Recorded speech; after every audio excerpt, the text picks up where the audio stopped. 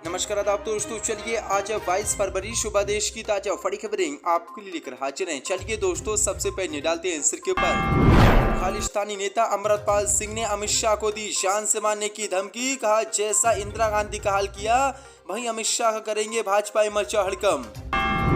जल्द होगा स्वरा भास्कर का तलाक, श्रद्धा की तरह मिलेंगे टुकड़े। फहाद से शादी करने पर बीजेपी नेता साध्वी का विवादित बयान। पैगंबर मोहम्मद साहब पर बेआईनी टिप्पणी करने वाले बीजेपी नेता टी राजा सिंह को पाकिस्तान से मिली धमकी। कहा, इस्लाम को तंग करते हो, तुम्हारी गर्दन काट दूंगा, मचा हड़कंप। राजस्थान के सीएम अशोक गहलोत ने मुसलमानों से किया इंसाफ का वादा। बोले, जुनैद और नासिर के परिवार को दिलाकर रहेंगे न्याय।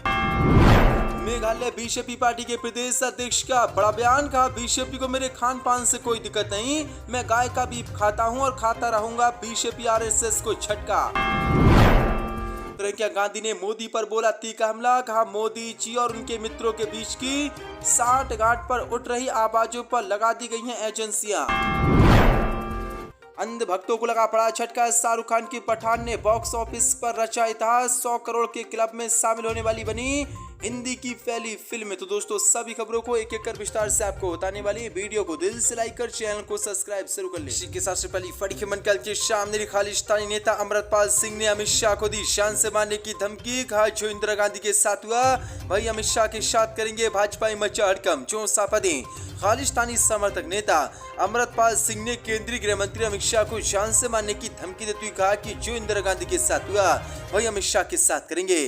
पंजाबी फिल्मों के अभिनेता संदीप सिंह उर्फ दीप सिंधु की बरसी पर खालिस्तानी नेता ने लोगों को संबोधित करते हुए कहा कि पंजाब का बच्चा बच्चा खालिस्तान की बात करता है, जिसने जो करना है कर ले, हम अपना हक मांगते हैं। हमने इस धरती पर राज किया है, इस धरती के हकदार हम हैं, इस धरती के दावेदार केवल हम हैं। इस धरती पर राज का दावा हमारा है, इससे कोई पीछे नहीं हटा जा सकता। चाहे अमित शाह हो, चाहे मोदी या चाहे भगवंत मान दुनिया भर की फौज आकर भी कहे, वो दावा नहीं छोड़ेंगे। पंजाब खालिस्तान था, खालिस्तान रहेगा। और अमित शाह ने अगर ज्यादा कुछ बोला तो जैसे इंदिरा गांधी का हाल हुआ था भाई अमित शाह का हाल करेंगे। जो सो बड़ी अपडेट है, जिसके बाद भाजपा में हड़कंप मच गया है। पैगंबर मोहम्मद साहब पर बेआईनी टिप्पणी करने वाले बीजेपी नेता टी राजा सिंह को पाकिस्तान से मिली जान से मारने की धमकी। कहा, इस्लाम को तंग करते हो, तुम्हारी गर्दन काट दूंगा। जो सापदे पैगंबर मोहम्मद साहब पर आपत्तियां टिप्पणी करने को लेकर निलंबित हुए बीजेपी नेता और तेलंगाना से विधायक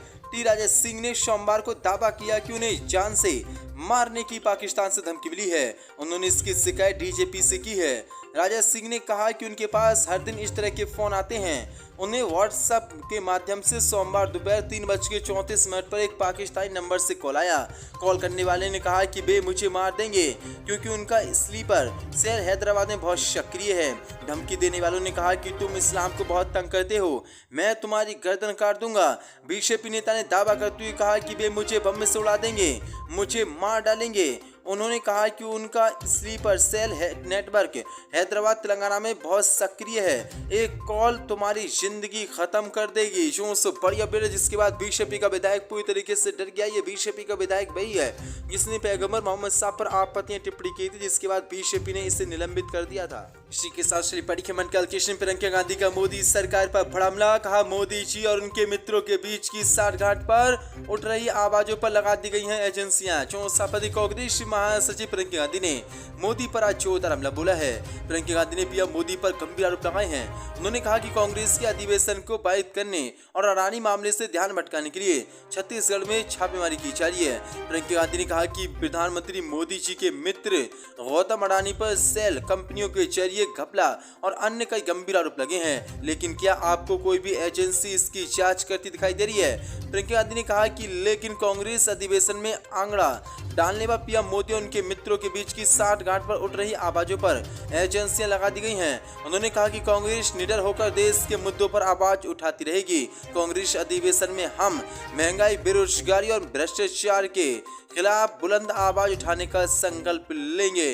प्रियंका गांधी ने कहा कि कठपुतली एजेंसियों का डर दिखाकर आप देश की आवाज को नहीं दबा सकते। जो बड़ी अपडेट है, राजस्थान के सीएम अशोक गहलोत ने किया बड़ा ऐलान। कहा, जुनैद और नासिर के परिवार को दिलाएंगे न्याय, भाजपा आरएसएस को झटका। जो सापदे हरियाणा के भिवानी में एक जली हुई बोलेरो में राजस्थान के भरतपुर के घाट मीका गौल के रहने वाले दो मुस्लिम युवक जुनैद और नासिर के कंकाल मिलने का मामला लगातार गरमाया हुआ है।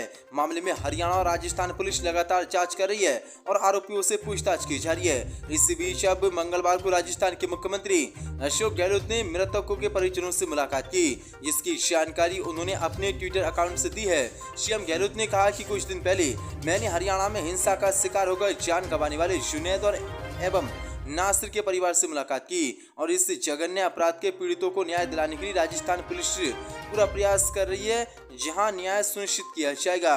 उन्होंने बड़ा बयान देते हुए कहा कि हम वादा करते हैं कि जुनैद और नासिर के जो हत्यारे हैं उन पर कड़ी कार्रवाई की जाएगी और जुनैद और नासिर के परिवार को न्याय दिलाया जाएगा। जो बड़ी अपडेट है इसी के साथ पढ़ी की मन कैलकुलेशन जल्द होगा। स्वरा भास्कर का तलाक श्रद्धा की तरह मिलेंगे टुकड़े। सपा नेता फहाद से शादी करने पर साध्वी का भड़काऊ बयान। जो सपने बॉलीवुड एक्टर स्वरा भास्कर ने हाल ही में गुपचुप तरीके से सपा नेता से शादी कर ली। स्वरा भास्कर ने सपा नेता फहाद अहमद से पहले कोर्ट मैरिज की, फिर अपनी शादी को ऑफिशियल किया। इन दोनों की शादी के बाद सोशल मीडिया पर कई तरह के बयानबाजी जारी है, लेकिन इस बीच बीजेपी नेता साध्वी प्राची ने स्वरा और फहाद को लेकर भड़काऊ बयान दिया है। दरअसल स्वरा भास्कर और फहाद अहमद की शादी की खबरों से हर कोई हैरान रह गया। ऐसा इसलिए क्योंकि शादी की घोषणा कुछ दिन पहले ही स्वरा भास्कर ने फवाद को भाई बताकर एक ट्वीट किया था, लेकिन अब बड़ी अपडेट निकल के सामने बीजेपी नेता साध्वी प्राची ने स्वरा की तुलना श्रद्धा हत्याकांड की श्रद्धा से कर दी। उन्होंने स्वरा भास्कर के लिए कहा कि या तो वे जल्दी घर वापसी करेंगी या फिर उनका हाल भी श्रद्धा की तरह होगा, वे सूटकेस या फ्रिज में मिलेंगे। जो बड़ी अपडेट निकल के सामने किस तरह से इसने अब जहर उगला है। साध्वी प्राची ने कहा कि जिन्होंने धर्म परिवर्तन करके दूसरे मजहब में निकाह किया है।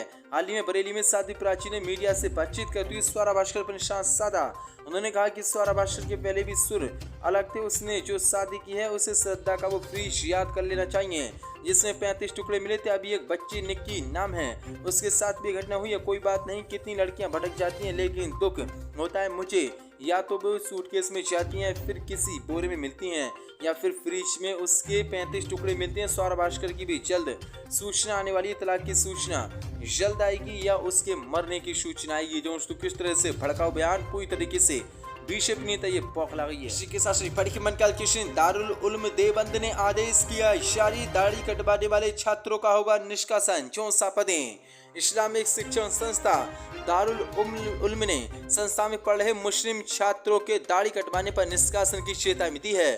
दाढ़ी कटवाने पर 4 छात्रों को दारुल उल्म ने निष्कासित भी कर दिया है। दारुल उल्म के शिक्षा विभाग के प्रभारी मौलाना हुसैन अहमद हरिद्वारी ने सोमवार के संबंध में नोटिस चिपकाया। उन्होंने छात्रों को अनुशासन में रहने की नसीहत दी।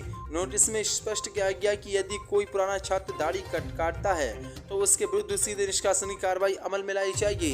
दाढ़ी काटकर संस्था में प्रवेश के लिए आने वाले किसी भी छात्र को दाखिला नहीं दिया जाएगा। बताया गया कि करीब 15 दिन पूर्व दाढ़ी काटने पर 4 छात्रों का निष्कासन किया गया है। चारों छात्रों में माफीनामा भी दिया गया, लेकिन शिक्षा विभाग ने उसे स्वीकार नहीं किया। जो बड़ी अपडेट है इसी के साथ पढ़ी मन कैलकुलेशन गोबर भक्तों को लगा बड़ा झटका। शाहरुख खान की फिल्म पठान ने बॉक्स ऑफिस पर रचा इतिहास। 100 करोड़ के क्लब में शामिल होने वाली बनी पहली हिंदी फिल्म है। जो पदें सुपरस्टार शाहरुख खान, दीपिका पादुकोण और जॉन इब्राहिम अभिनीत यश राज फिल्म की पठान मंगलवार को दुनिया भर में 1000 करोड़ रुपए की कमाई करने वाली पहली हिंदी फिल्म बन गई है, जो कि गोबर भक्तों को जोरदार झटका है। यश राज फिल्म्स द्वारा जारी किए एक बयान के अनुसार पठान ने विदेश में 377 करोड़ रुपए की कमाई की है, जबकि भारत में इसकी कुल कमाई 623 करोड़ रुपए है। फिल्म में डिम्पल कबाड़िया और असंतोष राणा भी है। इसमें शाहरुख खान ने एक ऐसे भारतीय खुफिया एजेंट की भूमिका निभाई है जो भारतीय राजधानी पर आतंकी हमले की योजना को विफल करने के लिए वापस आता है। लेकिन बड़ी अपडेट है, गोबर भक्तों ने इसका खूब बाइकआउट किया था, लेकिन पठान फिल्म ने इतिहास रच दिया है और 100 करोड़ 1000 करोड़ रुपये पठान फिल्म ने कमा दिया और इतिहास रचकर हिंदी की पहली इतनी कमाई करने वाली फिल्म बन गई है। बीजेपी पार्टी मेघालय के चीफ का बड़ा बयान, कहा बीजेपी को मेरे खाने पीने से कोई दिक्कत नहीं, मैं बीफ खाता हूँ। सापते मेघालय में 27 फरवरी को चुनाव हैं और उससे पहले राज्य में सियासी सरगर्मी बढ़नी शुरू हो गई है। इसी बीच भाजपा के प्रदेश अध्यक्ष अर्नेस्ट माबरी ने ऐसा बयान दिया है जिसके बाद भाजपा आरएसएस को बड़ा झटका माना जा रहा है। माबरी ने चौंकाने वाला बयान देते हुए कहा कि भाजपा में बीफ खाने वालों पर कोई पाबंदी नहीं है।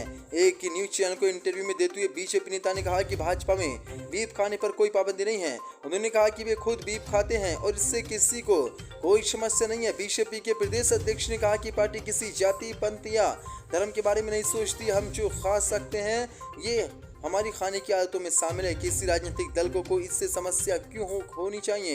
ये पूछे जाने पर हिंदू धर्म में तो गाय को पवित्र माना जाता है। इस पर उन्होंने कहा कि वे अपनी भोजन की आदतों का पालन करते हैं और इस पर कोई प्रतिबंध नहीं है। इससे लेकर हमें कोई निर्देश नहीं मिला है। जो बड़ी अपडेट है, बीजेपी नेता ने कहा कि मैं गाय का मांस खाता हूँ।